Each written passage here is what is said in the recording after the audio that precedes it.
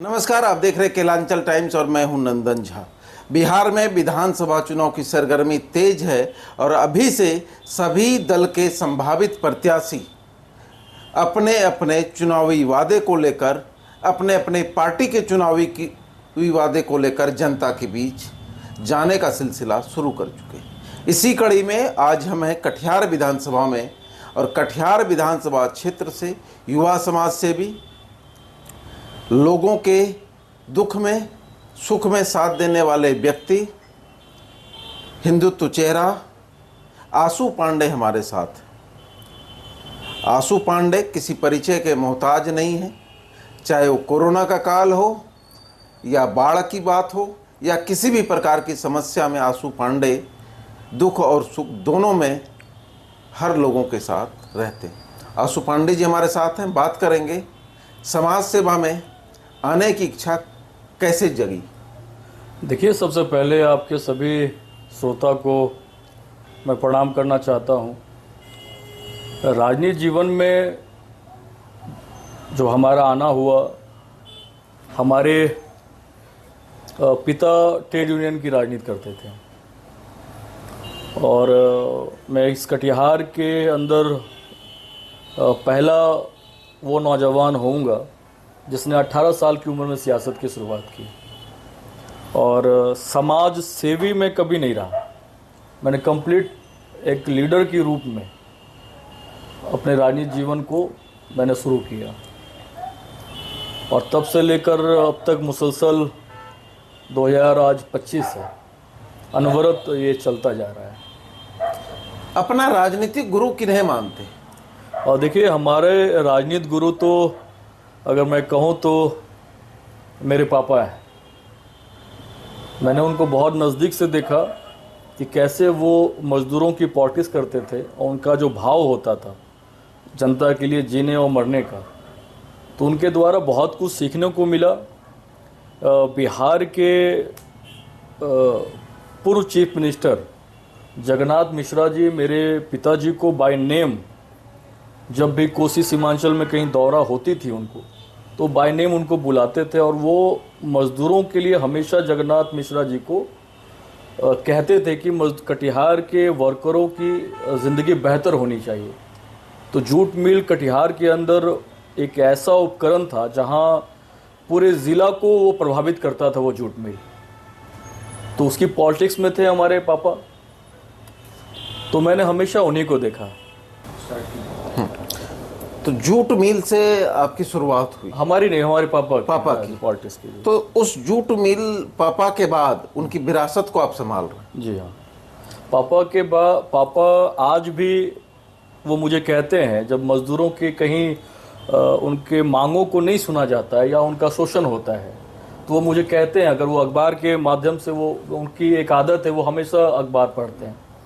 जब कभी भी उनको कहीं की न्यूज़ दिख जाती है कि कटिहार के अंदर कोई मज़दूर, कोई वर्कर परेशान है, तो वो मुझे कहते हैं कि वहाँ जाने की ज़रूरत है। तो इस तरह सब कुछ गाइडलाइन पापा का ही रहता है और मैं बहुत भाग्यशाली हूँ कि उनके जो मित्र पॉलिटिक्स में हैं, जो सेकुलरिज्म की पॉलिटिक्स उन्होंने हमेशा की, कांग्रेस की पॉलिटिक्स की, तो उनके जो मित्र हैं वो सब मेरे गार्जियन के जैसे हैं और उनका भी सानिध्य मुझे मिलता है और उनका भी जो अनुभव होता है वो मुझे बताते हैं और मैं उस पर चलता हूँ। आखिर आपने राजद को ही क्यों चुना? देखिए, राजद को मैंने इसलिए चुना कि मेरे 3 पीढ़ियाँ कांग्रेसी रहे हैं, मगर मैंने राजनीति की शुरुआत राजद से इसलिए की कि मुझे लालू यादव जी की पॉलिटिक्स बहुत प्रभावित करती है। ये कॉमन लोगों के बीच में एक ऐसा लीडर जो किसी के बीच में आसानी से चले जाते हैं और उनकी जो भाषण उनकी होती है कि बड़े से बड़े बात को भी वो बहुत आसानी से अपने वोटरों को वो समझा देते हैं। ये कला जो है बड़े बड़े नेताओं में मैंने देखा है कि 40 साल 50 साल राजनीति करने के बाद भी उनके अंदर वो कला नहीं आ पाती है। मगर लालू यादव जी को मैंने देखा किस तरह शोषित, वंचित, उपेक्षित, लांछित लोगों के लिए उनका जो विज़न रहा कि कैसे इन लोगों को ताकत दिया जाए। आपको मालूम होगा कि जो बड़े अधिकारी होते हैं उस दौर में लालू यादव जी के जब शासनकाल थी, उन्होंने डीएम को, एसपी को, बीडीओ को, कलेक्टर को कहा कि जब मेरी गरीब आवाम जनता आती है आपके दफ्तर में तो आप उन्हें इज्जत दें, उनके लिए कुर्सी पे आप उन्हें बैठने को कहो, उनके लिए पानी पूछो उनको, उसके बाद उनका काम करो। तो ये सारी चीज़ें मुझे बहुत प्रभावित की। और लालू यादव जी मुझे बहुत नज़दीक से 2013 के वक्त मेरा उनसे बहुत नज़दीकी संबंध रहा। लालू जी ने मुझे, मैं मंच के नीचे था मधेपुरा में, और उस मंच पे उन्होंने जब मुझे देखा कि एक लड़का खड़ा है तो उन्होंने अपने पीए को कहा कि उसको बुलाओ। और जैसे मैं आया, मधेपुरा की मैं बात बता रहा हूँ, शायद 2014 की लोकसभा की बात बता रहा हूँ मैं आपको, तो उन्होंने मुझे बुलाया, उन्होंने कहा कि आपको तेजस्वी के टीम में रहना है।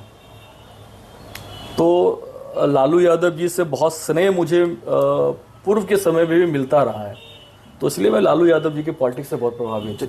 राजद में कब आए? 2000 मतलब राजद में तो मैं कंप्लीट छात्र जीवन से ही उसकी छात्र जीवन से ही राजद में। तो किन किन पदों पर रहे? मैं हमेशा बिहार स्टेट का सचिव था, उसके बाद अभी मैं बिहार स्टेट का महासचिव हूँ 5वीं बार। युवा का या राजद? युवा का। युवा राजद के युवा महासचिव। जी हाँ, जी। चलिए, इस बार आप चुनाव लड़ने की इच्छा रखते हैं? जी। क्षेत्र में भी चर्चा है कि आशु पांडे चुनाव लड़ सकते हैं। जी। तो लड़ सकते हैं तो लोगों के बीच जाते होंगे? भैया, मैं वो पॉलिटिशियन हूँ जो इस कटिहार की रही पूरे कोसी और सीमांचल का साल के 365 दिन में आवाम की लड़ाई लड़ता हूँ। और आज नहीं, आज 12-13 साल हो गए। इन 13 सालों में मैंने जो पॉलिटिक्स की, चाहे छात्र की पॉलिटिक्स की, मजदूरों की पॉलिटिक्स की, या मैंने कटिहार के हर उस इशू पर जहाँ लोग बसते हैं वहाँ मैंने बहुत निर्भीकता के साथ पॉलिटिक्स की है और आवाम की ही पॉलिटिक्स की। कभी पटना के किसी बड़े नेता की दरबारी मैंने नहीं की। कटिहार के अंदर कोई बड़ा पॉलिटिशियन के मैंने जूते नहीं उठाए। मैं जनता को अपना मालिक माना और जनता के ही निर्णय पे हमेशा चला, और मेरी शक्ति कटिहार की आवाम रही है। और आप खुद कह रहे हो कि जनता खुद चाह रही है। इस दफ़े कटिहार के खास तौर पे जो नौजवान तबके हैं, वो चाहता है कि मेरा विधायक अगर तेजस्वी प्रसाद यादव जी एक युवा बिहार के मुख्यमंत्री होंगे तो कटिहार का एक युवा कटिहार का विधायक हो। कटिहार की जनता 40 सालों से उब चुकी है, 2-3 चेहरे को देखते देखते उब चुकी है। अब चाहता है युवा कि मेरे उम्र का एक नौजवान जो मुझे समझता हो, मुझे फील करता हो, मेरे भावनाओं का कदर करे, जिसके साथ मैं बैठ के बातें कर सकूं, राब्ता कर सकूं। वो मुझ में अपना भाई देखता है, मुझ में अपना दोस्त देखता है, तो वो मेरे साथ आज रिलेट कर रहा है और वो चाहता है कि मैं कटिहार की राष्ट्रीय जनता दल मुझे टिकट दे और मैं चुनाव लड़ूं। चलिए, लोगों के बीच जो अभी जाते हैं, लोग क्या कहते हैं? नहीं, मैं तो शुरू से जाता हूं। मैं आपको क्या कहते हैं? क्या है? नहीं, वो कहते हैं कि मैं हमेशा, हम लोग आपको एज ए विधायक देखते हैं। विधायक देखते हैं हमेशा वो कहते हैं। कटिहार विधानसभा की क्या समस्या है? देखिए, कटिहार, क्योंकि 13 पंचायत भी आते हैं आपके। मैं आपको बता रहा हूँ, कटिहार बिहार का वो ज़िला है जो सबसे समृद्ध जिले के रूप में कटिहार की पहचान रही है। कटिहार उद्योग नगरी के नाम से कटिहार को जाना जाता था। 20 से 22 फैक्ट्रियाँ यहाँ हुआ करती थी, उसमें भारत सरकार की फैक्ट्रियाँ थी। बिहार, कोने कोने से बिहार के अंदर यहाँ लोग अपनी रोजी रोटी की तलाश में आए। सिर्फ बिहार ही नहीं, उत्तर प्रदेश, हमारे यहाँ बगल में नेपाल है, नेपाल के लोग, बंगाल के लोग यहाँ आए। इस मिट्टी में इतनी ताकत है और इस धरती जो है एक माँ की तरह सबों को प्यार, उसकी ज़िंदगी की तरक्की इस कटिहार की धरती ने दी है। आज हमारा कटिहार वीरान हो चुका है। एक छोटी सी फैक्ट्री नहीं बची इन 30-35 साल के अंदर।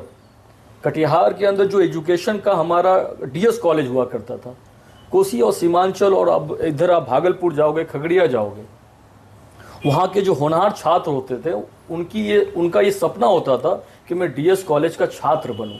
मतलब आप जैसे आज के दौर पे आप सुनते होंगे, जो बहुत अच्छे तालीम जिन्होंने लिया होगा, जो स्टूडेंट होंगे, वो चाहते हैं कि मैं कैम्ब्रिज में पढूं। तो डीएस कॉलेज कटिहार का वो कैम्ब्रिज था। आज डीएस कॉलेज के अंदर प्रोफेसर नहीं है। कटिहार डीएस कॉलेज ही नहीं, अगर मैं महिला कॉलेज की बातें करूं, मैं केविझा कॉलेज की बातें करूं, यहाँ प्रोफेसर नहीं है, ऑनर्स के प्रोफेसर नहीं है। तो एजुकेशन भी समाप्त हो गई।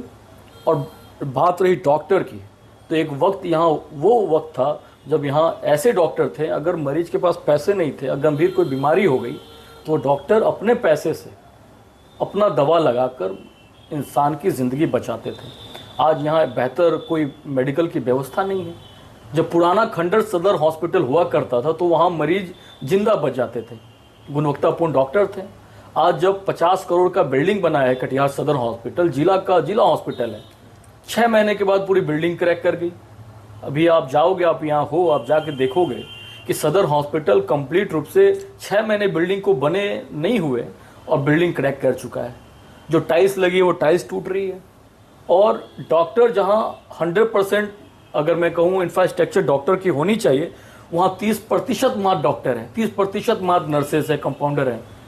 आप जब सिविल सर्जन से बात करोगे, डीएस से बात करोगे, वो कह रहे हैं कि मैं लिख रहा हूँ मगर मेरी बात सुनी नहीं जा रही। क्योंकि कटिहार के जो सदर विधायक हैं माननीय तारकिशोर जी, उनको इन इशूज़ से लेना देना नहीं है, ना ही उनको रोजगार से लेना देना है।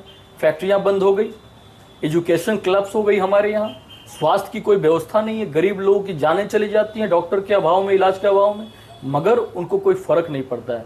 उनको मालूम है कि कभी जात के नाम पर, कभी धर्म के नाम पर उनको वोट लेना है।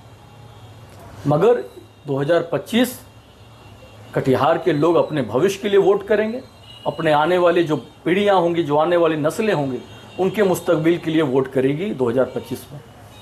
लेकिन कहते तो हैं कि सुशासन की सरकार में कटिहार का बहुत विकास हुआ। नहीं, सुशासन की बातें जो हो रही हैं इस कटिहार में, मैं आपको बता रहा हूँ कि बिहार के कोने कोने से लोग क्यों आए।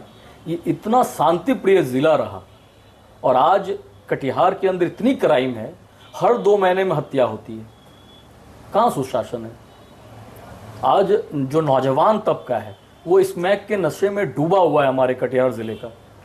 कौन उसे वो स्मैक बेचने वाले को कौन पकड़ रहा है भैया? कहाँ सुशासन है? एक लड़की रक्षाबंधन में अपने भाई को राखी बांधने के लिए पटना में पड़ती है, वो आती है कटिहार और मोबाइल छीनने के क्रम में जो नशा करता है कोई, वो गोली मार देता है। कौन सा सुशासन है? अभी एक जमीन के बड़े मालिक व्यवसायी को, प्रॉपर्टी डीलर को सरेआम गोली मार दिया गया। कहाँ सुशासन है? तो कटिहार के अंदर सुशासन नहीं होने का बहुत बड़ा रीज़न है कि कटिहार के अंदर 2-3 पॉलिटिशियन ऐसे हैं जो क्रिमिनल्स को पाल रहे हैं, क्रिमिनल्स को संरक्षण दे रहे हैं, क्योंकि वो राजनीतिक बैकग्राउंड से नहीं आए हैं, पॉलिटिकल बैकग्राउंड से नहीं आए हैं, जिनके लिए जीवन भर पैसे ही मायने रखे, तो पैसे कमाकर नेता बना हुआ है। कटिहार को ऐसे लीडरों से भी बचाना है। कटिहार के लोगों को ये तय करना है कि आपने कैसे लीडर को अब लाना है सामने। कटिहार हमारा बर्बाद हो गया है, तबाह हो गया है, कुछ नहीं बचा है। कटिहार बिहार के अंदर सबसे पिछड़ा ज़िला है, सबसे ज़्यादा गरीबी है, सबसे ज़्यादा अशिक्षा है, सबसे ज़्यादा क्राइम है। तो कटिहार में तो कुछ है ही नहीं। कटिहार को बचाना है। चलिए, अगर आशु पांडे जी चुनाव लड़ते हैं तो क्या ऐसा काम करेंगे जो जनता चाहती? देखिए, मैं आपको एक बात कहना चाहता हूँ कि मैंने बड़े बुजुर्गों से कहते हुए सुना है कि बच्चे जब पालने में होते हैं ना, तो उसके 4 ढंग से पता चल जाता है कि बच्चा क्या करेगा। जो 18 साल की उम्र से कटिहार के हर इशू पे लड़ा हो, कटिहार की आवाम को मालूम है कि आशु पांडे क्या है। मैंने कभी ना जात की पॉलिटिक्स की, ना ही मैंने कभी धर्म की पॉलिटिक्स की। मैंने हमेशा जब भी मुंह खोला इस शहर के अंदर, तो मैंने विकास के लिए कहा और विकास के लिए लड़ा। मेरी सोच है कि मैं ये आज जो हमारे डिप्टी सीएम रहे हैं तारकिशोर जी, पूर्व डिप्टी सीएम, उनके जैसा मैं नाला और सड़क का लीडर नहीं बनूंगा। 4 काम बताइए यहाँ की जनता को। नहीं, मैं जिस दिन बनूंगा उस दिन आपको ये कटिहार फिर से चमन बनता हुआ दिखेगा। पहला, फैक्ट्रियां आएंगी, रोजगार को बढ़ावा मिलेगा। बिल्कुल रोजगार। दूसरा, एजुकेशन का हब बनाऊंगा, शिक्षा का हब। शिक्षा। तीसरा, और मेडिकल, जिस मेडिकल के लिए मैं हमेशा लड़ा, मेरे ऊपर मुकदमे हैं, चिकित्सा हब भी बनेगा। हब नहीं बनेगा, जो डॉक्टर हैं वही सदर हॉस्पिटल में आज जो डॉक्टर है ना, मैं आपको कह रहा हूं, अगर 4 महीने के बाद, 5 महीने के बाद आशु पांडे कटिहार का विधायक होता है, वही डॉक्टर आपको ड्यूटी करते हुए दिखेंगे। वही डॉक्टर के बाहर जो क्लिनिक है, प्राइवेट क्लिनिक, वो बंद दिखेंगे और उसी हॉस्पिटल में लोगों का इलाज होगा। और लोगों की ज़िंदगी बचेगी।